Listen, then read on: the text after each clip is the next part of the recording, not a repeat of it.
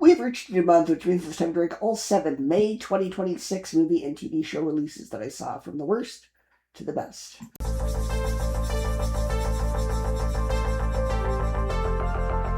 In last place is The Devil Wears Prada 2. Now, I did not grow up with the first movie because I was way too young, and even when I finally did get around to watching it, I thought it was just okay, and it didn't really resonate with me. Every year is a handful of what I call jury duty movies. Movies that I'm not super excited to see, but see anyway, purely for the sake of reviewing them. This was one of them. My first thought after watching the first movie was, okay, so how are they going to do a sequel? This movie's pretty self-contained. Where is there for the story to go? The way they continue it actually does make sense. 20 years ago, social media and influencers were just prevalent, and most people still got their news through print media. Obviously, in 2026, that has changed quickly and drastically. Print media is dying, and fashion influencers and marketing through the internet have become the new way of promoting. News no longer needs to be scheduled around a printed publication schedule. Everything is instant, including the moments that we regret. So when we take a company run by a 76-year-old woman with employees who, for the majority, are in their 40s to 60s, and have them hire people who are in their 20s and 30s, who know how social media marketing works, and also have a bit more of a sensitive sense of humor, as opposed to the boomer generation who have no filter and have no problem making offensive, problematic jokes, we get a pretty interesting setup. It is kind of weird that this plays like a legacy sequel. Like I said, the first movie came out 20 years ago, so the target audience of 20 to 40-year-old women are now 50 to 80 years old, and unlike my generation, who eat up nostalgia of movies like the Star Wars sequels and the upcoming Avengers Doomsday, the audience in this age group doesn't exactly go out of their way to spend money on nostalgia, so it's kind of odd that that's what they went for. And as such, it does suffer a bit from legacy sequelitis, where the camera will show a character from the first movie from the waist down or the back, forcefully revealing, surprise, it's character from the first movie, and the movie also spends a lot of time having the characters have reunion conversations, like, so what have you been up to for the past 20 years? It's odd because it's not really that type of movie or audience. Also, like a lot of legacy sequels, there are some repeated scenes from the original. Here's a shot-for-shot recreation of the scene from the first one, but hey, the characters are older now. Here's a song or music here from the original, remember? It does have some comedic dialogue about the generation gap, and how people buy way overpriced bags and clothes purely as a status symbol. But it also says nothing new about tech or the internet or social media, and at the end of the day, it doesn't really need to exist. I don't really know who the audience for this was, but it's still enjoyable if you like the first one or like the cast. Number 6, Remarkably Bright Creatures. This is the kind of movie that could very easily become overly sentimental or manipulative, but instead it feels heartfelt. At its core, this is a really touching found family story about two deeply lonely people who are both carrying years of emotional baggage and grief. Sally Field's character is still quietly broken after losing both her husband and her child, while the younger male lead is somebody who grew up without any real positive female role models or stability in his life. They're both emotionally closed off in different ways, and when they first meet, they mostly just frustrate each other and project their personal problems onto one another. But gradually, over the course of the film, they start filling the empty spaces in each other's lives in a way that feels natural and earned rather than forced. There's a reason this movie was released on Mother's Day weekend, because so much of it is about healing, parental love, forgiveness, and finding family in unexpected places. The emotional core of the movie really worked for me. There were multiple scenes where I was genuinely on the verge of tears because the film understands how to portray loneliness in a very human way. It's not melodramatic. A lot of the sadness comes from quiet moments, awkward conversations, and the realization that these characters spent years emotionally drifting through life without feeling truly understood. Watching them slowly become important to each other is really satisfying and surprisingly comforting. Both main characters also get little romantic subplots that are genuinely sweet. Thankfully, the movie does not overdo them or turn the story into a standard romance. They mostly exist to show that these characters are finally beginning to open themselves back up to human connection again after spending so much time isolated emotionally. Those storylines add warmth to the film without distracting from the main emotional arc. And then there's Alfred Molina as the octopus narrator, which definitely is the strangest part of the movie. But honestly, it works more often than not. He gets some genuinely funny lines, and a lot of the narration is surprisingly thoughtful and philosophical. The octopus almost acts as an observer, quietly watching human beings stumble through life and relationships.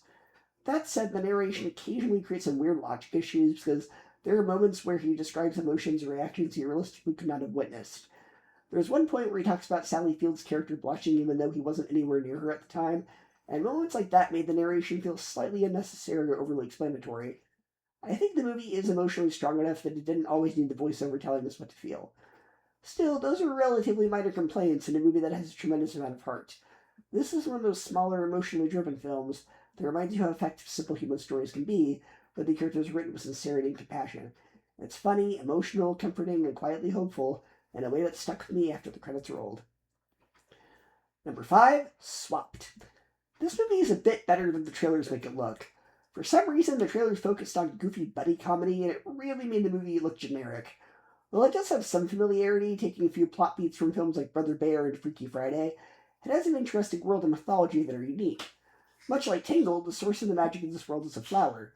As far as the Brother Bear comparison goes, it has the element of being magically transformed into something you fear and hate to learn that it's not so bad. And with Freaky Friday, of course, it's the body swapping. The animation is gorgeous and detailed. As far as the plot goes, it is somewhat predictable, but there are still a few surprises. The twist villain in particular was a twist I didn't see coming. While at times it is a bit juvenile and safe, meaning kids will get more out of it than older kids with parents, the older ones in the audience can still appreciate and be swept away by the mythology. It's not terribly complex, but it kept me invested. There isn't a lot of humor, and the humor there is pretty safe kids movie fare, but none of it is lowbrow or crass. And I'm still wondering why there's a PG rating. There was absolutely nothing objectionable in this movie at all. Not a single curse word, rude turn, mean-spirited cynical tone, innuendo, or anything that had me wondering why it is necessary to include a movie for families. It's PG for mild peril, which is such a silly reason. How dare a movie be exciting? How dare a movie have stakes? Not everything needs to be bluey. Kids can handle bad guys in danger as long as there's a happy ending, which of course the film does have. If it were up to me, it'd be a G-rated movie. This is from the director of Tangled, and while it isn't nearly as good as that movie, it's still a fairly strong effort. While Skydance has yet to make a movie as memorable as the best of Disney or DreamWorks, this is certainly a step in the right direction, as it seems they improve little by little with each film. Number 4, the Spider-Noir Amazon Prime series. There are certain characters where the visual style is not just decoration, it's the entire point. Spider-Noir is one of those characters. So for this series, I watched the black and white version, because honestly that feels like the correct way to experience it. Because Spider-Noir is not just Spider-Man who wears a trenchcoat fedora.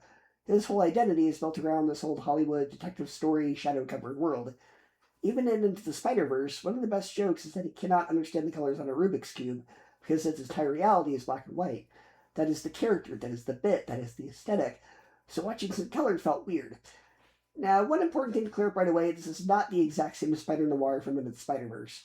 Just like how there are multiple versions of Peter Parker, Miles Morales, Gwen Stacy, and basically every Spider-Man character across the multiverse, this is a variant of Spider-Noir. Now, this version is not Peter Parker, it is Ben Reilly. I'm not going to spoil why that matters, because there is a very specific reason for that choice in the story, but I actually appreciated that the show did not just do the obvious thing.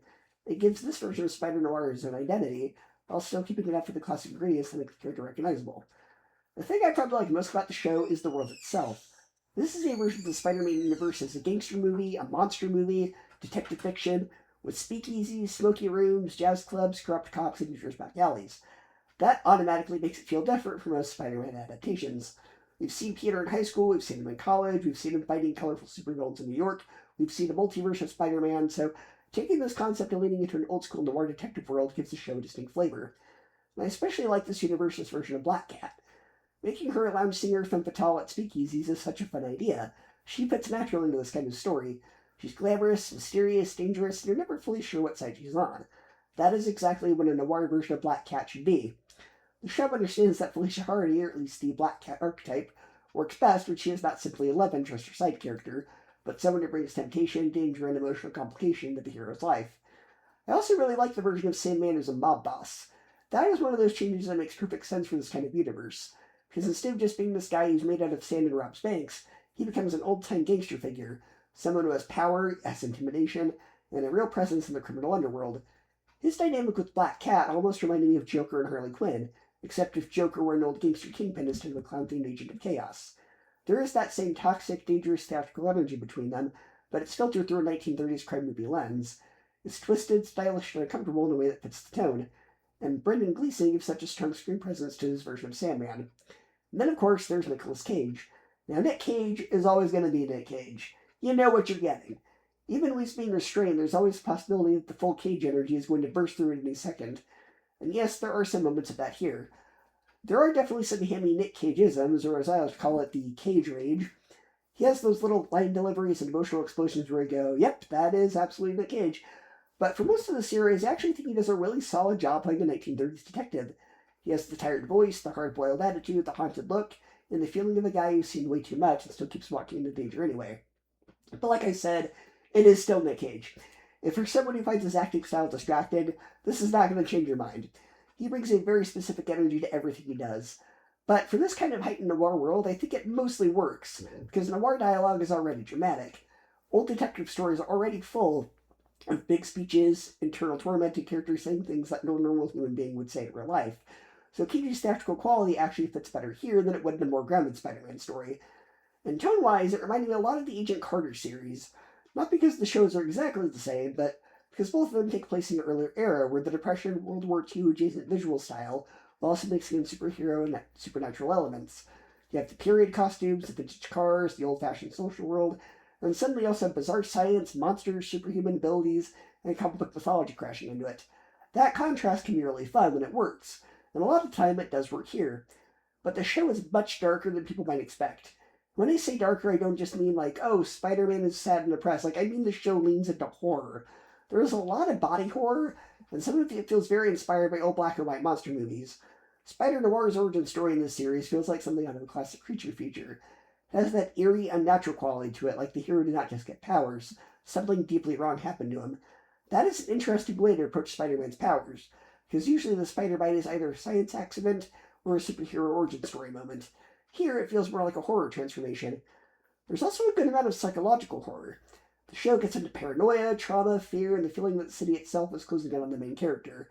And I should say this very clearly, if you have arachnophobia, you may want to set this one out. This is not cute Spider-Man web swinging. The show knows spiders are creepy, and it uses that. There are long moments designed specifically to make your skin crawl, no pun intended. That is probably going to be one of the biggest dividing points with the series. This is not a typical Spider-Man movie or show. It is not colorful or upbeat. It is not light family entertainment. It has a much, much darker tone than most Spider-Man adaptations. It is definitely not for kids. It will scare them. And that is a little odd, because Spider-Noir's popularity with general audiences really exploded because of the Into the Spider-Verse movie, which is for families. He was funny in that movie. He was strange, dramatic, and memorable, but still part of the film that kids could watch. So it's interesting that the character's own series is even a much older audience than the movie that made many people love him. It does create a weird audience mismatch. The people most excited because they remember Spider-Noir from the Spider-Verse movie might not necessarily be the audience the series is actually made for. This is not a kid's Spider-Man adventure. It has TB-14 level cursing, gangster violence, frequent sexual innuendo, disturbing imagery, and a much more mature atmosphere. I'm not saying that's automatically bad. In fact, I appreciate the show was willing to be its own thing, but parents should definitely know this is not something to throw on just because it says Spider-Man on it. Another thing that may disappoint some viewers is there is a lot of non-traditional Spider-Man. There's not a ton of traditional Spider-Man action. There is some, of course, but most of the series is not about Spider-Noir swinging around and getting into big superhero fights. Most of it is him being a detective. That is the premise. That is what noir is. He investigates, follows leads, gets beaten down emotionally and physically, talks to shady people, uncovers secrets, and slowly pieces together a mystery. Personally, I like that idea. It helps separate this from every other Spider-Man story. But if you were coming in expecting the fisticuffs, fast-paced combat, and acrobatic Spider-Man action from the Spider-Verse, you might be disappointed. Because this version of Spider-Noir is very different.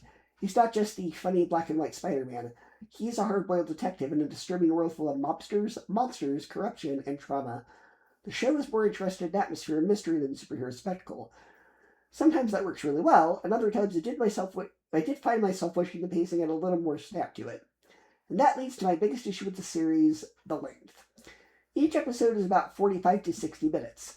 By the time you add it all up, you're looking at roughly 6 to 8 hours of story. I like the style, I like the world, I like the performances, I like that it felt fresh and different. I had a similar feeling watching this that I had with Werewolf by Night, where I was just happy to see Marvel or a Marvel-adjacent story try something with a totally different genre identity. But I am not completely convinced that the novelty justifies having that long of a runtime. This might have worked better as 3 or 4 hour-long episodes, or maybe 8 half-hour episodes. Or honestly, it might have worked really well as a movie, because the concept is strong, but the show does stretch itself out at times. Noir stories can be slow burn by nature, but there is a difference between slow burn and this could have moved faster. There are definitely moments where I admired the atmosphere more than I was fully invested in the scene itself. That is not to say the show is boring, because it's not. There's enough weirdness, danger, style, and mystery to keep it going, but the pacing does feel a little uneven. Some episodes are really engaging, and others feel like they're circling the same emotional plot points for far too long. When your whole show is built around a very specific aesthetic, there's always a risk that the audience starts to feel the style wearing thin before the story's over.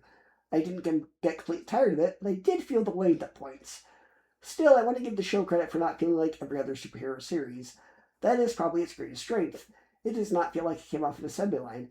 It has personality, it has atmosphere, it has a point of view. Whether every creative choice works or not, I would rather watch something that takes a swing than something that feels safe and forgettable. And this show definitely takes a swing. Again, no pun intended. The black-white presentation, the detective structure, the horror elements, the gangster villains, the loud-seer Black Cat, the Mob Boss Sandman, and Nicolas Cage doing a mostly restrained but still very cagey performance, all combined into something memorable. It's not going to be for everyone. Some Spider-Man fans will probably find it too dark, slow, or too light on traditional superhero action. Some families may be caught off guard by how mature it is, and some people may not just vibe with the old noir style. But for me, I appreciated that it gave Spider-Noir his own world, instead of just trying to recreate a joke version from Into the Spider-Verse. That version worked perfectly in that movie, but he could not carry an entire series if he were only a punchline. This show understands that and turns him into a full detective protagonist, even if it occasionally overextends the concept. So overall, I like Spider-Noir. I did not love every pacing choice, and I think it probably could have been shorter and lighter, but the atmosphere is strong, the character variants are interesting, the horror elements give it a unique edge, and Nick Cage is a great fit for this kind of dramatic, shadowy, over-the-top world. It's fresh, stylish, creepy, and different, even if it sometimes feels like a 2-hour idea, stretched into a much longer series. Number 3, The Mandalorian and Grogu. Overall, I liked this movie. I had fun with it. I think if you're already invested in The Mandalorian, Grogu, and this era of Star Wars storytelling, there's definitely enjoyment to be had here. The action is solid, Grogu continues to steal every scene he's in, and there are enough exciting moments, emotional beats, and fan service surprises to keep longtime fans entertained. But at the same time, this movie never really feels like a movie. It feels like a season of television compressed into a theatrical runtime, and because of that, the narrative feels clunky, repetitive, and smaller in scale than it probably should. Honestly, the best comparison I can make is the 2008 Clone Wars movie. That film infamously felt like 4 episodes of a TV show stitched together into one feature. And while The Mandalorian and Grogu is definitely more polished than that movie, structurally it has a lot of the same problems. It also shares some of the same issues as Season 3 of Mandalorian, although thankfully I do think that this is more focused and overall more competent than that season was. The biggest issue is that the movie basically becomes fetch quest movie. Mando gets assigned a mission, travels to location, interrogates somebody, does a favor for them, goes somewhere else, fights enemies, gets another clue, repeat the process, and the film just keeps cycling through that structure over and over again. In episodic television, that formula can work really well, because each stop along the journey feels like its own adventure. You get breathing room, you get time to explore characters, worlds, and side stories. When you condense that exact structure into a movie, it starts to feel repetitive instead of adventurous. There were multiple points where I genuinely felt like I was watching someone play a video game. You know the structure. Fight a wave of smaller enemies, fight the mini-boss, travel to the next level, solve a puzzle, sneak through a stealth section, then fight another boss. There are entire sequences in this movie that honestly felt more like stealth missions or puzzle-solving minigames inside of a larger RPG campaign. Ironically, the Disney Plus shows often manage to make relatively small stories feel cinematic and epic, while this theatrical movie sometimes feels like a really expensive TV special. One of the more surprising aspects is that one of the central plot lines is basically the same setup as the Clone Wars movie, rescuing Jabba's son, Rada. And when I first realized that, I was worried, because that plotline already felt kind of thin the first time around. But I'll actually give the movie credit here. The direction they take Rada as a character is genuinely interesting. He's changed a lot since we last saw him, and they take him in a direction that I wasn't really expecting for a Hutt character. There's actually some emotional and thematic material there that I thought had real potential. In fact, I almost wish the movie had focused more heavily on Rada and his backstory, because that ended up being one of the most intriguing parts of the entire film. You can feel that there's history there. There's trauma, growth, and change that happened off screen. And honestly, I wanted more of that instead of constantly jumping to the next mission objective. Now, visually, the movie does look very good. You can absolutely tell where the budget went. The action sequences are energetic, the character effects are solid, the costumes and production design still have that lived-in Star Wars texture fans love, and seeing this world back on the big screen again does add some excitement. There's something special about hearing blasters, ships, and lightspeed jumps in a theater again after so many years without a theatrical Star Wars film. And I've got to talk about the score, because it's probably one of the most unique musical identities we've gotten in Star Wars in a long time. Instead of just trying to imitate John Williams directly the entire time, The music adds this synth-heavy electronic flavor that reminded me a lot of Tron Legacy in places. It gives the movie a very different atmosphere compared to most Star Wars films. It works really well and gives the movie its own identity. I at least appreciated it as trying something stylistically different. And of course, Grogu remains the best part of the entire movie. At this point, it almost feels impossible not to smile whenever he's on screen. They know exactly how to use him without completely overdoing it. He brings the heart, humor, and emotional warmth that keep the movie grounded whenever the plot starts wandering too much. Multiple moments are basically pure crowd-pleasing, "aww" moments, and honestly, they work. Pedro Pascal still does a good job as Din Djarin, even though emotionally I do think the character isn't as strong compared to the series. Early on, his arc had such a strong emotional core about identity, belief, and fatherhood. Here, he mostly functions as the cool action hero who moves the plot forward. He's still likable, but the movie doesn't really challenge him or change him in a major new way. And that's kind of the overall issue with the movie. It's entertaining, but it never feels essential. It feels smaller than a theatrical Star Wars film should. The stakes never quite reach that epic cinematic level people usually associate with Star Wars on the big screen. There are no moments here that really give you that awe-inspiring feeling like the best Star Wars movies do. It's more like spending 2 hours with characters you already enjoy. Now, to be fair, there are plenty of fans who are absolutely going to love that. I'm one of them. Die-hard Mandalorian fans will probably have a blast with the movie. I did have fun with it myself. There are exciting action scenes, emotional moments, cool creatures, solid humor, and enough Star Wars charm to make an enjoyable time at the theater. But if you're a more casual fan who fell off the Disney Plus shows or only casually follows Star Wars these days, I honestly don't think this is a must-see theatrical event. This very much feels like something that probably should have been released directly on Disney Plus as a special event movie or limited series. The storytelling structure just fits television better than cinema, and while it's definitely more coherent and more enjoyable than Season 3 of Mando overall, it still struggles with the same issue of feeling like side quests loosely connected instead of one powerful cinematic narrative. Still, despite all my criticisms, I can't say I didn't like it. I had fun. I smiled a lot.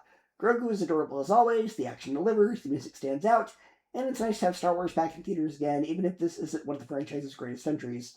For me, it's a good Star Wars movie, but not a great one. Fans will probably enjoy the ride, even if the story feels repetitive and smaller in scale than expected.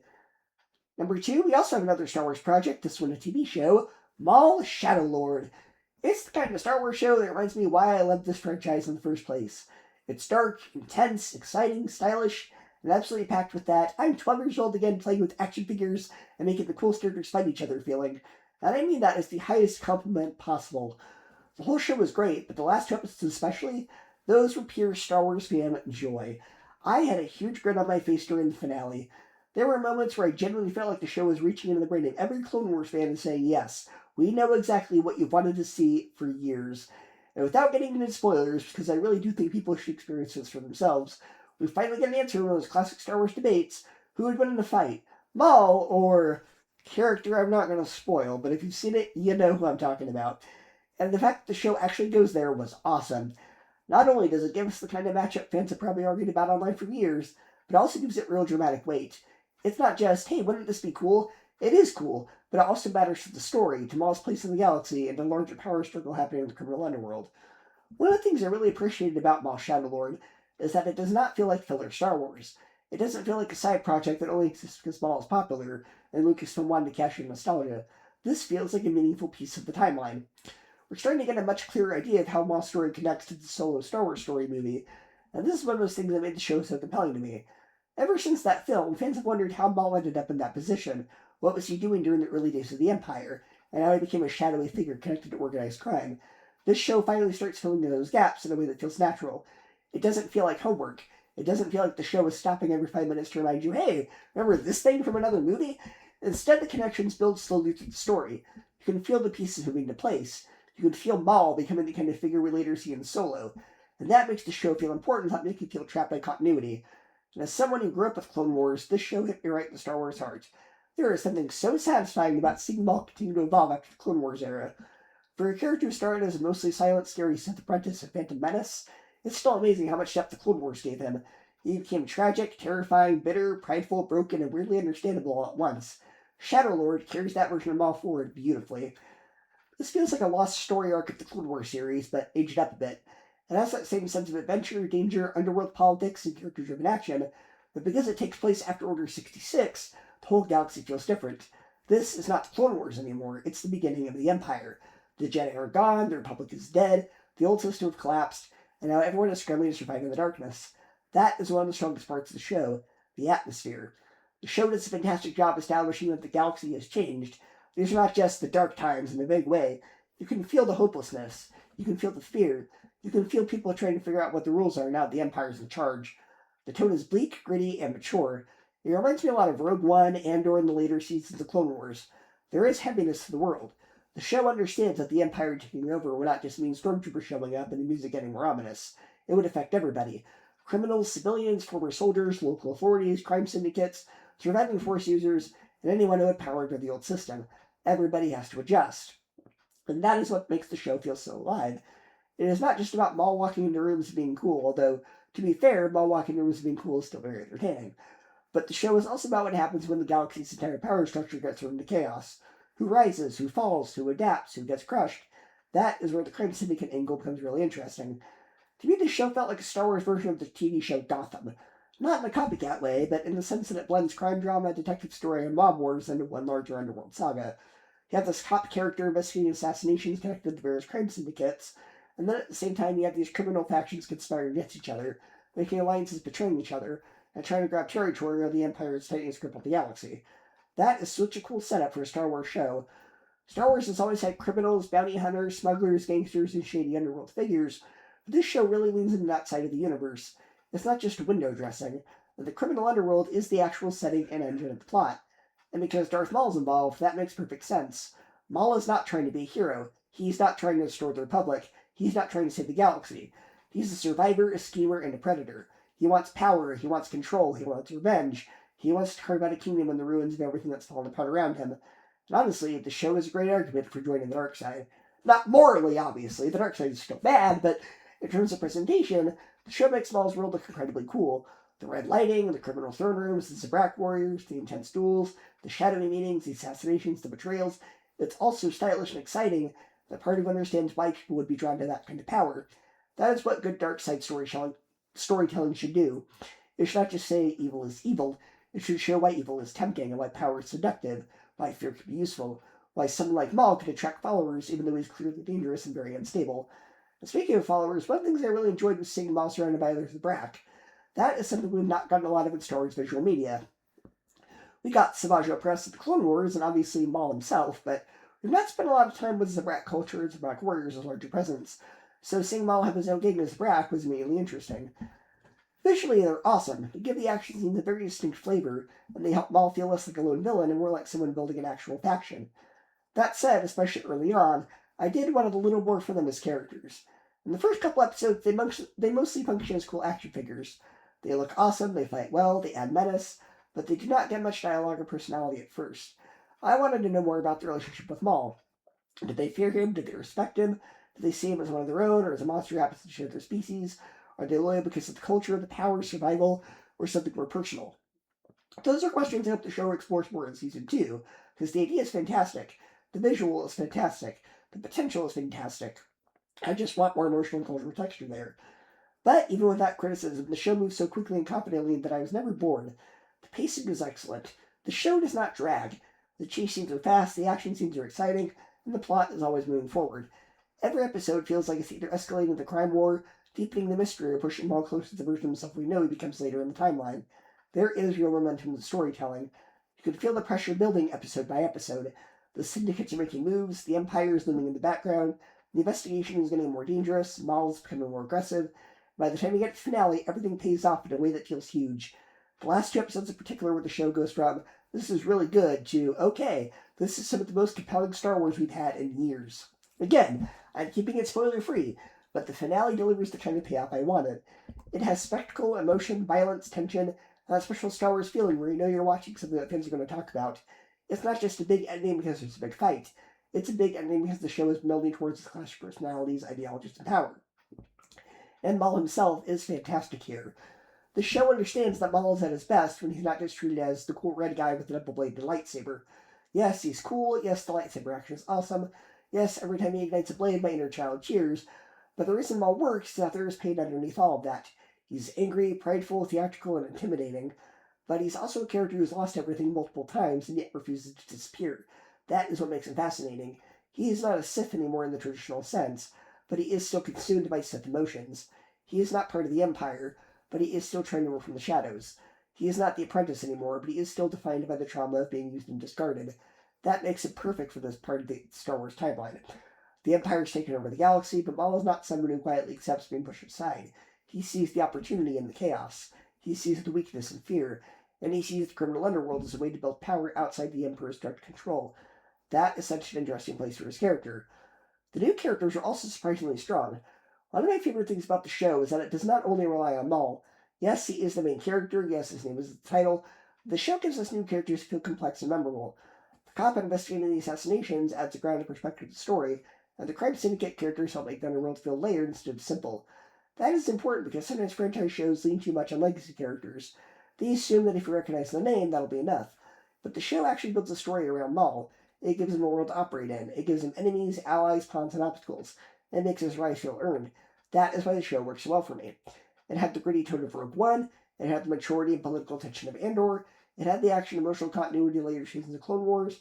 And it had that pulpy underworld crime drama flavor that Star Wars does not explore nearly enough. Honestly, this is some of the most compelling Star Wars we've gotten since Rogue One and Andor.